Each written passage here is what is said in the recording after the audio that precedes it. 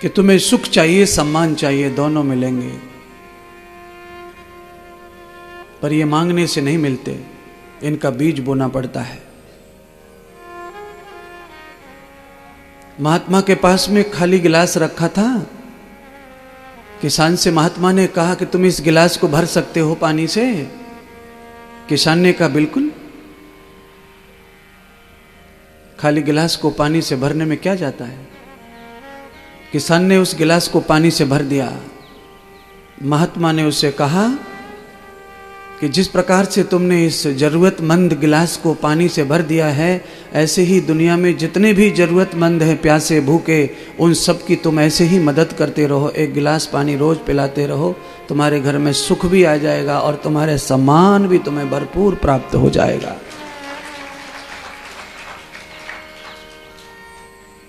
देखिए, सम्मान और सुख के लिए तो कुछ कार्य करना पड़ता है।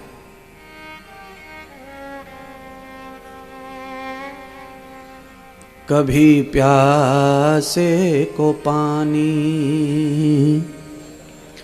पिलाया नहीं, बाद अमृत पिलाने से क्या फायदा।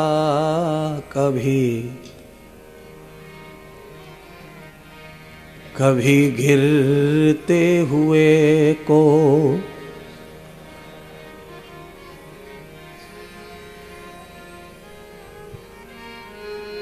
है तो उत्तम ये भजन, और इस भजन की पूर्णता जब ही है जब इस महात्मा की बात को किसान मान ले, आप मेरी बात को मान लें। आदृष्टम सुखम विहतो कर्मम तदक्षणम फलश्रुति ही एवह तावते कर्म भूयः। जब आप किसी की मदद के लिए 2 हाथ खड़े करते हैं तो परमात्मा 100 हाथों से आपके साथ खड़ा हो जाता है। देखिए, अब सुबह हम दूध पिलाने जब जाते हैं तो हमारे तो 2 ही हाथ हैं, पर हमारे साथ साथ इधर उधर दोनों साइड में रुपया ले लेके लोग खड़े हो जाते हैं, हाथ खाली नहीं, रुपया लेके। पर ये कब शुरू हुआ? जब हमने पहले इस दूध सेवा को स्वयं शुरू किया अपने घर से, अपनी मेहनत की कमाई से, तो धीरे धीरे ये दूध सेवा आप तक पहुंच गई और अब एक नहीं कई हाथ खड़े हो जाते हैं। कभी प्यासे को पानी पिलाया नहीं, बाद अमृत पिलाने से क्या फायदा।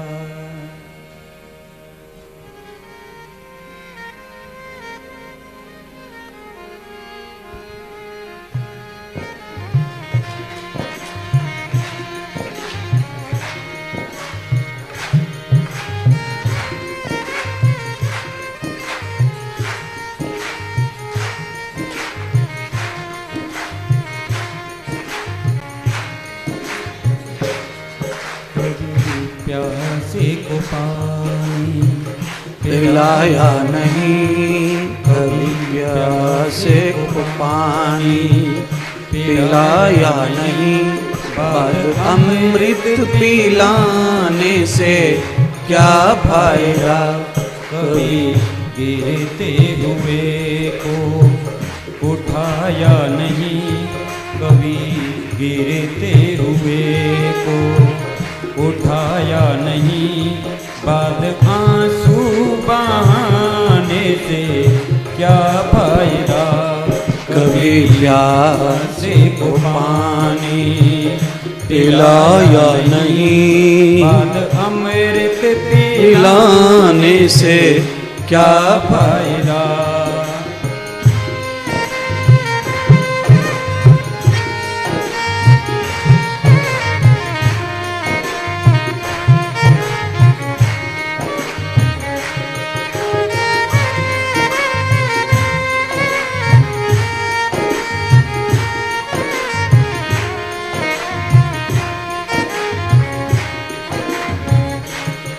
मैं तो मंदिर गया, पूजा आरती की, पूजा करते हुए ये ख्याल आ गया।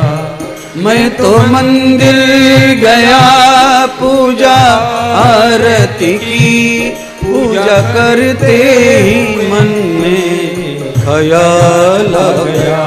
कभी माँ बाप की सेवा की ही नहीं, कभी माँ बाप की सेवा की ही नहीं, सिर्फ पूजा करवाने से क्या फायदा। कभी प्यासे को पानी पिलाया नहीं, बाद अमृत पिलाने से क्या फायदा। प्यासे को पानी पिलाया नहीं, बाद अमृत पिलाने से क्या फायदा।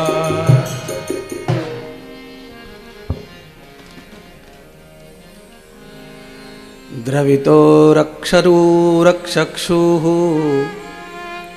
द्रवतो कृतं दुःखयः। अच्छे इंसान की पहचान क्या है? तो भगवान कहते हैं श्री सुखदेव राजा परीक्षित को, अच्छे इंसान की पहचान है कि किसी का दुख देखकर हमारी आंखें आंसू से भर जाएं, तो ये अच्छे इंसान की पहचान है। फिर हमें उसकी और अच्छाइयों को देखने की गरज नहीं पड़ती। आपको दुखी देख करके कोई पिघल जाता है, आंसू भर आते हैं, चाहे वो आपके कभी काम ना आया हो, पर आपके दुख में वो रो रहा है तो समझ लो ये इंसान है और अच्छा इंसान है। स्वार्थ बस आदमी अपनी जरूरत के हिसाब से किसी को इच्छा मानता है, किसी को अच्छा नहीं मानता है, पर आपके मानने और न मानने से कोई बुरा होने वाला नहीं है। पर अच्छे आदमी की पहचान है कि किसी के दुख में वो दुखी हो, परेशान हो, किसी के आनंद में आनंदित हो। ये उसकी ओरिजिनल डीएनए है अच्छाई का। कल श्रीमद् भागवत कथा को हम सुन रहे थे तो भगवान श्री गोपाल कृष्ण के रूप में प्रकट हो गए और श्री गोवर्धन चले गए। गायों की सेवा करते करते भगवान गोवर्धन पहुंच गए और सेवा में परमात्मा ऐसे विलतित हो गए, लीन हो गए कि लौटकर फिर गोकुल नहीं आए। आचार्य हितो परतो एहितम अनिरितम कृतम सेवा महे दृष्टम चत्तयो वेतो विष्णु। भगवान विष्णु कभी भी सेवा रहित नहीं है, रात दिन सेवा में लगे हुए हैं। देखिए हम सो जाते हैं, नहीं सोए तो हम बीमार हो जाएंगे, पर विष्णु कभी नहीं सो रहे। भगवान को सुलाने बुलाने की ये जो परंपरा है ये सब हम लोगों ने डाली हुई है, पर परमात्मा नहीं सोते। भगवान नहीं सोते तो क्या करते हैं? तो कहा अनिरितम। परमात्मा अनिरीत है।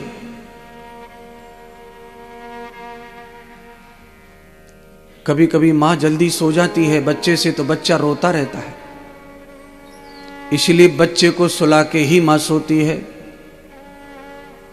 नहीं तो वो सोने ही नहीं देगा।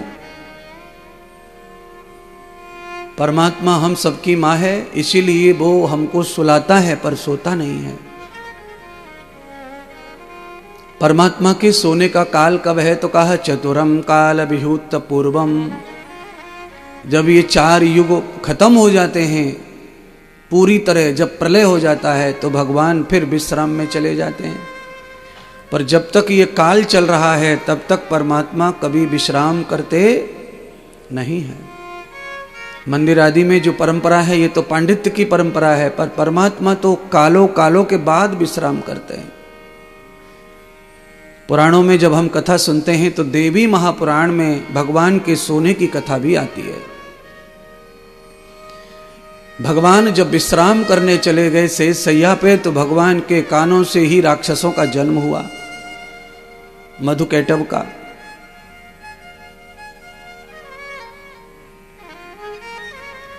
सोते समय जब हमें संसार का भान भास नहीं रह जाता, तब हमारे मुख से, नाक से या आंख से या कान से मल बाहर आ सकता है।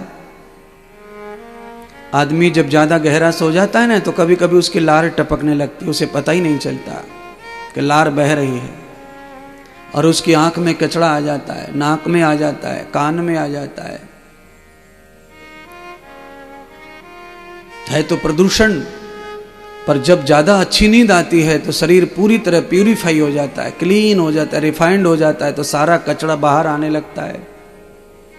तो मेरे परमात्मा श्री नारायण जब अच्छी नींद में चले गए, स्वतंत्र होकर, शांत होकर, प्रलय से मुक्त होकर, तब भगवान को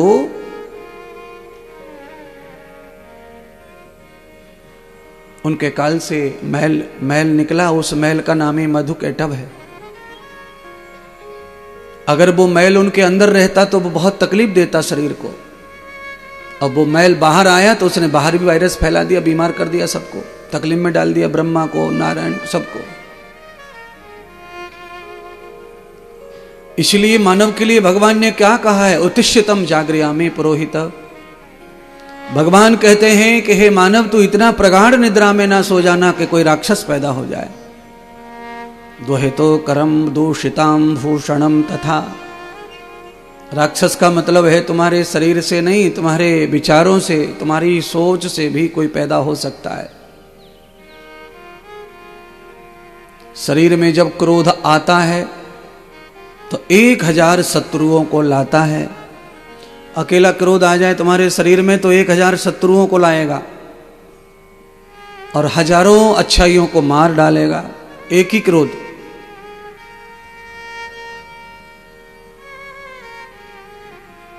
और जब आप अपने जीवन में एक अच्छाई को लेके आते हैं, शांति को, सरलता को, तो 1000 मरे हुए जीवों को जीवित कर देती है तुम्हारे शरीर में और हजारों को साथ लेके आती है। शांत प्रिय जीव सबको प्रिय है, शांति सबको प्रिय है, यह ध्यान रखना है। शांति स्वयं को भी प्रिय है और पड़ोसी को भी प्रिय है। और क्रोध जो है वो स्वयं को भी प्रिय नहीं होता है और दूसरों को तो कभी प्रिय नहीं होगा। आदमी को क्रोध आता जरूर है पर प्रिय नहीं लगता उसको। और आप देख लेना, जब क्रोध आता है तो चेहरा मोहरा सब खराब हो जाता है, चेहरे पर आभा खराब हो जाती है, बनावट चेहरे की टेढ़ी मेढ़ी भौएं हो जाती हैं, आंखें कहीं से कहीं चली जाती हैं, मुंह कहीं से कहीं चला जाता है, माथे पे सरवट आ जाती है। मतलब क्रोध ये बताता है कि क्रोध आने पर आदमी बुढ़ा हो जाता है।